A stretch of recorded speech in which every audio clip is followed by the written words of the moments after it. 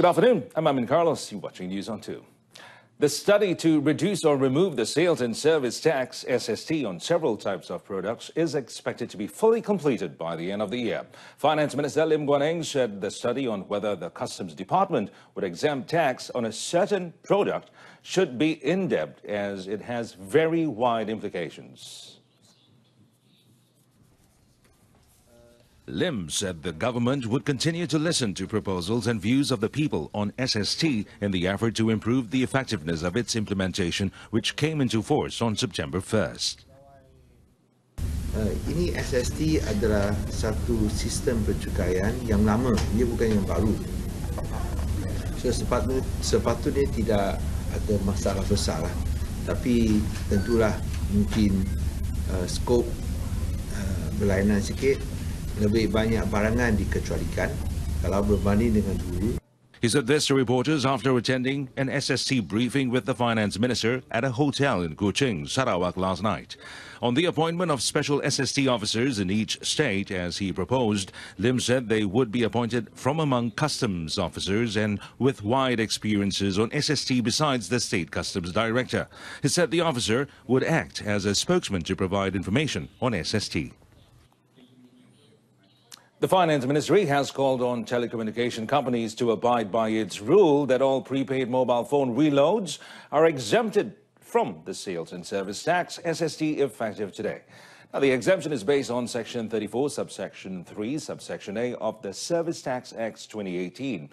Now, in a statement released, the Finance Ministry said through this exemption, prepaid mobile phone customers should get their full value credit when topping up, as it would no longer be taxed. The ministry also said that all telecommunication companies have to take immediate action to comply with the tax exemption notice.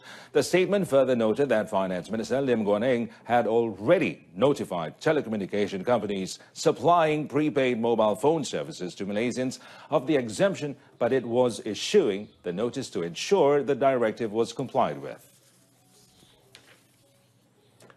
The Kelantan government will implement public caning in the state. Its Menteri Besar, Dato' Ahmad Yaakob, said an amendment to the Kelantan Sharia Criminal Procedure Enactment 2002 to allow public caning was passed last year. However, this has yet to be gazetted. Dato' Ahmad said that so far, offences warranting caning in Kelantan include drinking alcoholic beverage, adultery, sodomy and qazaf for accusing one of adultery or sodomy without producing 4 credible witnesses. Pindaan kepada enactment tata cara jenayah. Baru ni kita pindah dalam balik dewan kita. Ada 33 perkara pindaan. Sehingga ini di dalam bukan belum sampai masa lagi di dalam perhatian untuk diwartakan. The Menteri Besar further noted that the state government is also currently looking into gazetting suitable venues, including mosque compounds and stadiums, to carry out public caning in the state. The Selangor State Assembly yesterday approved the Islamic Family Enactment State of Selangor, Enactment 2003, Amendment 2018, which, among others, regulates the minimum age limit of a Muslim marriage from 16 to 18 years in the state. And Selangor State Assembly Speaker Ng Swee Lim announced that the bill was passed after it received unanimous support of the State Legislative Assembly speakers.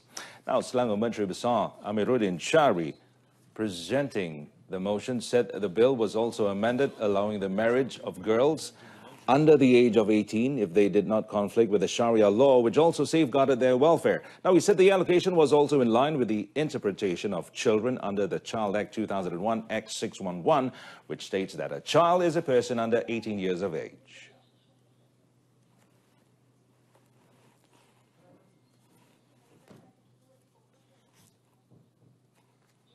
Memantapkan lagi tata cara berkaitan permohonan kebenaran berkahwin yang melibatkan permohonan di bawah umur 18 tahun. The Menteri Besar further noted that the bill also provided to act as a petitioner on behalf of the Menteri Besar further noted that the bill also provided for the parent or guardian to act as a petitioner on behalf of the minor, in which required the parents or guardians to have an affidavit. Well, the stage is set for a bitter legal battle involving arch-rival Dato Sri Muhammad Shafi Abdul and Tan Sri Musa Aman as the former chief minister flew back into town to be sworn in as a state assemblyman. Now, the swearing in before Sabah Speaker Dato Syed Abbas Said Ali was concluded at 3:33 p.m. Speaking to reporters after the oath-taking ceremony, Tan Sri Musa thanked the speaker for allowing him to be sworn in as Sungai Sibuga assemblyman. Terima kasih kepada Yang Berhormat Speaker Dewan Undangan Negeri Sabah yang memahami keadaan kesihatan saya serta telah memberi persetujuan untuk saya datang menghadap dan membolehkan saya memenuhi tanggungjawab saya selaku ahli Dewan Undangan Negeri. He is scheduled to be questioned by the Malaysian Anti-Corruption Commission (MACC) over allegations of attempting to buy over assemblymen, as well as other cases related to forestry deals under his watch as Chief Minister. Police have already completed recording Tan Sri Musa's statement in connection with an alleged criminal intimidation case involving the Governor, Tun Juhar Mahiruddin. Well, police crippled an international drug syndicate following the arrests of 2 men and seizure of various drugs worth 8.8 million ringgit in 5 separate raids carried out around Pulau Pinang. Pulau Pinang Police Chief Dato Sri A. Thai Vegan said based on intelligence gathered, a team comprised of personnel from the Bukit Aman Narcotics Crime Investigation Department (NCID), together with the state NCID, stopped a car with 2 men inside, aged 39 and 46, in Glugo before conducting a search on the vehicle and found 8.2 kilograms of methamphetamine and 2.9 kilograms of heroin base. He also said all the drugs were packed in Chinese tea packaging and believed to be brought in from a neighboring country to be marketed in Malaysia. Jadi sebelum ini, dalam catatan sebelum ini, kita dapat tahu ada yang akan dihantar kepada negeri-negeri lain ataupun di luar negara. Tapi rampasan pada hari ini kita belum tahu lagi. Untuk dihantarkan, tapi kita jangka ini semua adalah untuk kegunaan local use, untuk pasaran tempatan. The Pulau Pinang Police Chief further noted that the 2 suspects had various criminal records and tested positive for drugs and were remanded for 7 days to assist in the investigations. The Immigration Department rescued 65 Bangladeshis believed to be human trafficking victims in Bandar Baru Nilai Negeri Sembilan on Tuesday. Its Director General, Dato Sri Mustafa Ali, said all the Bangladeshis were found at the dormitory of a company supplying foreign workers.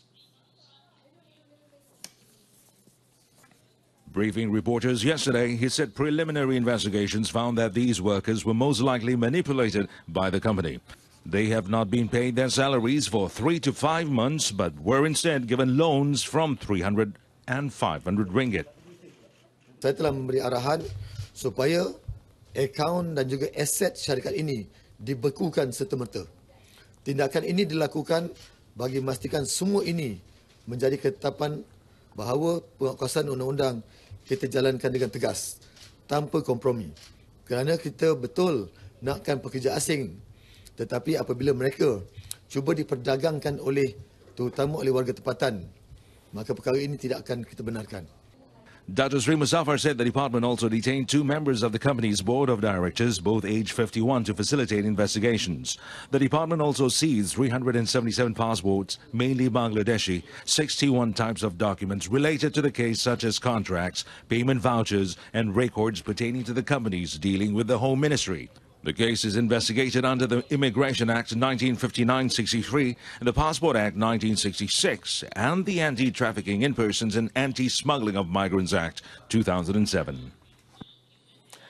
Coming up after the break, 1,050 ringgit minimum wage nationwide from January next year.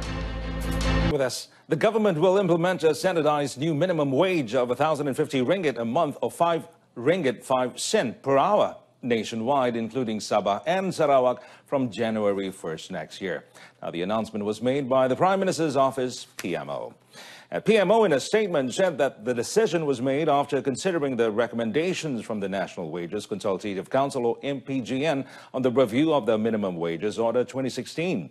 Now, the Minimum Wages Order 2016 provides a minimum wage of 1,000 ringgit per month for Peninsular Malaysia and 920 ringgit per month for Sabah, Sarawak and the Federal Territory of Labuan. The statement also explained that the increase in the minimum wage was in line with the current economic situation of the country. Hence, it would be more appropriate if the minimum wage to be raised periodically in the coming years so that the industries, especially the small and medium enterprise owners, would not have to close down their businesses due to high operating costs that would lead to retrenchment. The Communications and Multimedia Ministry, KKMM, will hold discussions with the Finance Ministry on the implementation of a tax on online business activities. Its Deputy Minister, Edin Chazli Sith, said KKMM's task was to explain the implementation mechanism of the tax, but the matter would be discussed in detail first. Edin Chazli said online businesses had already performed well or improved and many had achieved successes in their ventures.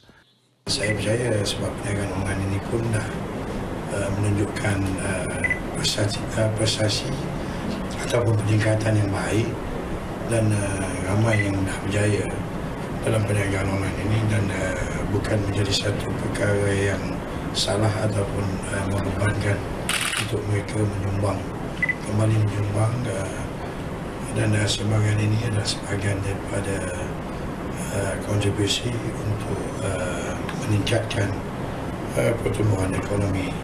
Edin said this after a visit to the Perak State Broadcasting Department at the Sultan Nazrin Muizzuddin Shah complex in Ipoh. In the Dewan Negara sitting on Tuesday, Deputy Finance Minister Dato' Amiruddin Hamzah said the government was exploring new sources of revenue, including considering to impose a tax on all.